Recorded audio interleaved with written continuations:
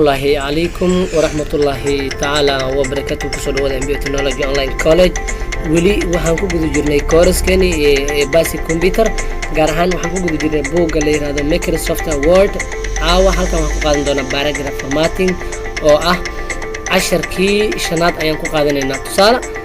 waxa ugu horeeya lesson-keena ama casharkeena waa styliska qaabka loo sameeyo iyo sidoo kale add space sida loo sameeyo add space sida loo sameeyo after iyo before graph kahor iyo kadib sida loo sameeyo space-ka ayaan ku baranaynaa sidoo kale waxyaabaha aan ku baranayno waxaa kamid ah change line sidee farta line-keeda loo bedelaa and paragraph space looga sameeyaa sidoo kale waxaan ku baranaynaa indents gaar paragraph indents ayaan ku baranay tusaale haddaan kasoo bilo styles waa maxay styles haddaan qoraalkeena doorano aan soo furno markaan joogno halkan home markaan joogno halkan markaan joogno waxaan sameynaynaa waxaan soo furnaynaa falaartan yar markaan soo furno halkan waxaa kaaga muuqdo farar kala duwan tusaale fartaana select gareena markaan select gareeyo kadib halkaana tagaa falaartan yar aan soo furo markaan falaarta furo waxay ka bacdi fiir halkan waa isbedelaysaa halkaana tagaa fartii waa isbedeshay waa kaasa hadba title ka dhig waaweyn ama ka dhig heading 2 waxaan kusoo qaadanay casharkii kan kore oo ah casharkii afraad ayaan kusoo qaadanay heading 1 iyo heading 2 iyo 3 laakiin kuwan halkan ku jiro waa titles ama styles kala duwan hadba midka aad ka jeceshay aad saaran karto hadii ay ahaan leeyahay far waaweyn capital letters small letters iyo titles waxyaabo kale aad u muhiim ah okay aan ka soo qaybteen kale add space sidee loo sameeyaa after and before ka hor iyo kadib sidee loo sameeyaa space tusaale qoraalkaan raba inaan kala siiyo ka style oo ah qaybtan hore iyo qaybtan kale labadan raba inaan kala siiyo qaabkan u kala sikin karaa inta tagaysaa halka marka tagtid waxa sameynaysaa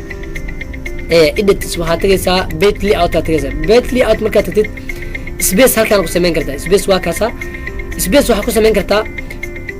before iyo after before waxa way ka hor inaad sameeysid after kadibna inaad sameeysid before haddaan tano qaybtan kore ay ku qoran tahay waa 0 bit y haddaan tano qaybtan hore kore haddaan tano aan ka dhigno number 6 aan ka dhigno qoraalkiina waa sakanaya marka waa sakana lesson-ka iyo qaybta styles-ka u dhaxayso waxa soo galay space soo galay oo ah qayb faraaqa ayaa soo galayo haddaan ku sii darno aan dhano balas aan dhano qaybtan kore ee falaarta ku aadan waa balas qaybtan hoose waa minus marka rabtid space-ka inaad buuxisid waxa taabanaysa ama aad click siinaysa qaybtan hoose marka balas dhahdidna waxa sameynaysa korak sameynaysa goorma waa matana xiligaas before ka hor qoraalka hortiis waa after loo sameeyaa after isla meesha anigoo jiro waxaan sameynayna balaasan taabanayna style iyo add dhaxdooda waxa ka banaanaanayo space balas aan leenahay qaybta kore haddana qaybta hoose waxaan leenahay minus aan leenahay haddaan rabno labadu waa sameyn karnaa labada qaabkaas oo sameyn kartaa tusaale haddaan kusoo laabano qaybtan kale change line sidee qoraalka loo bedelaa paragraphkiisa sidee loo bedelaa qoraalka sidee line loogu sameeyaa loo kala sakiyaa qoraalada sida hadda aan sameynayno oo kale sidee loo sameeyaa laba hab ayaad u sameyn kartaa marka hore noo soo ilaalina kuwan sorry aan leeyahay kan hor markaa soo celiyo meeshiis hore aan ku soo celiyo kan markaa meeshiis hore ku soo celiyo control z aan dhaho change line sidee farta loo bedelaa change line-ka sidee loo bedelaa waxaa sameynaysaa halkan aad joogto waxaa sameynaysaa home-ka tagaysaa home-ka markaad soo furtid qoraalkaada dooranaysaa ama ha dooran hadaagtid waxaa soo furaysaa falaartan yar ee ay ku qoran tahay paragraph halkaas soo furaysaa halkaas markaad soo furtid hadda qoraalkayga waxaa igu save garaysan 1.5 waa sida standardka ah haddaan ka dhigo ama aan ka yiriyo 1.5 haddaan ka dhigo qoraalkayga isku soo dhawaanaa space-kiisa ama line-ka sadarkan waa isku soo dhawaanaa falaarta yar noo soo fur oo paragraph-ka korkiisa falaarta yar halkan kaaga muuqata 3 dilmood ayaa soo furaysaa markaad soo furtid sida standardka ah ama inta badan la isticmaalo waa 1.5 laakiin aniga waxaan ka dhigaynaa 1.15 ka dhigaynaa waa isbedel qoraalka isku soo dhawaana qoraalka noo dooro falaarta noo soo fur ku celi haddaan 2 aan ka dhignana 2.0 haddaan ka dhigno qoraalka waa kala sakana haddaan ka dhigno 2.5 waa wali waa sii dheer yahay soddon haddaan ka dhigo waan kasii daraaya hal dhibic hal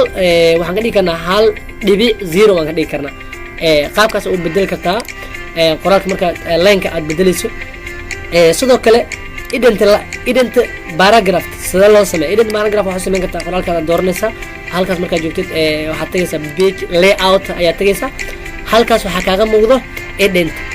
sidii aan kusoo arnay spaceki oo kale waaye waxay leedahay left iyo right qaybta gacanta midig iyo bidix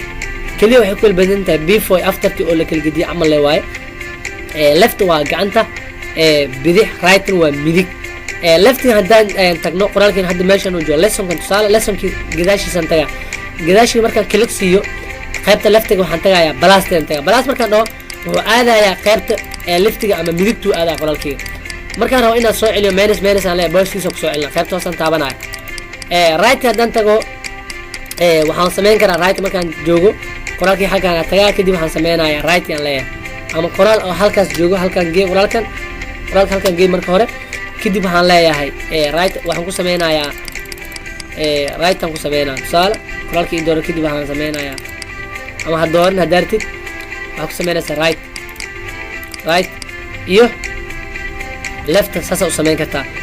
aada umahadsantiid salaamu calaykum waraxmatullahi wabarakaatu